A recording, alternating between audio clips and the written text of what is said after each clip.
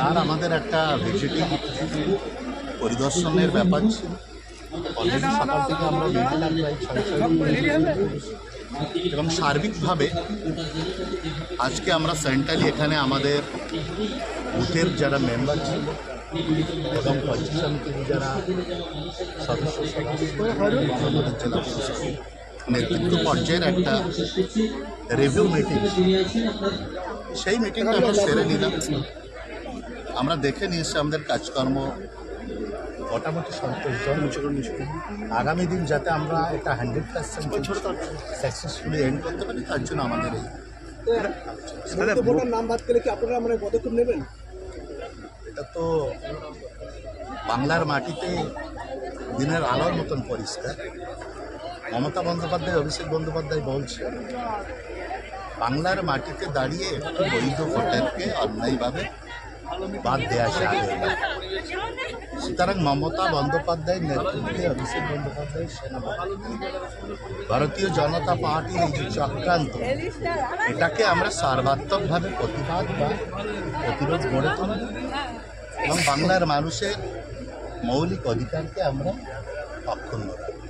হাকিমপুর সীমান্ত দিয়ে প্রচুর শয়ে শয়ে বাংলাদেশিরা ফিরে যাচ্ছে, এটা আপনাদেরকে কে হাকিমপুর সীমান্ত এটা কে বললাম?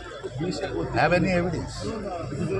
প্রতিদিন পার করছে। সেটা তো আপনি আপনার মুখের কথা বলছেন, প্রমাণ তো। দাদা, আপনি বললেন পঞ্চায়েত সদস্যদেরকে সক্রিয় হতে, তার মানে কি এসআইআর কোনো চক্রান্ত হতে পারে? আপনি কি বলবেন? সংক্রান্ত দেখুন, মমতা বন্দ্যোপাধ্যায়ের নেতৃত্বে এক একটা পঞ্চায়েতের সদস্য হচ্ছেন এক একটা বুথের আতন্দ্র প্রহরীর মতন কাজ করছে।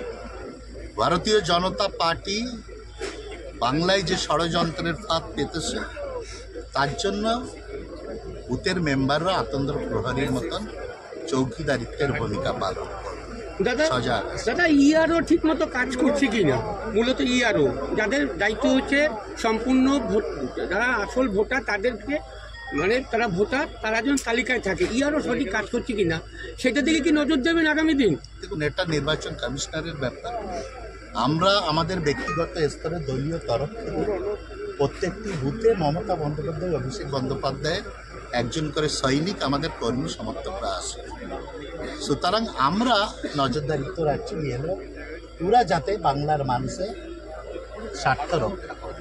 দাদা, আজকে মিনাখারভাবে কর্মী সভা করলেন, আপনার জেলায় আর বাকি জায়গায় কি এইভাবে সক্রিয় কর্মী সভা জায়গায় হচ্ছে? বেঙ্গলগঞ্জ অলরেডি ডান, বসিরহাট দক্ষিণ হয়ে গেছে, বাদুড়িয়া কমপ্লিট, সন্দেশখালী আগামী দিন আমাদের পার্শিয়ালি কমপ্লিট হয়েছে, আরও আমাদের প্ল্যানিং আছে।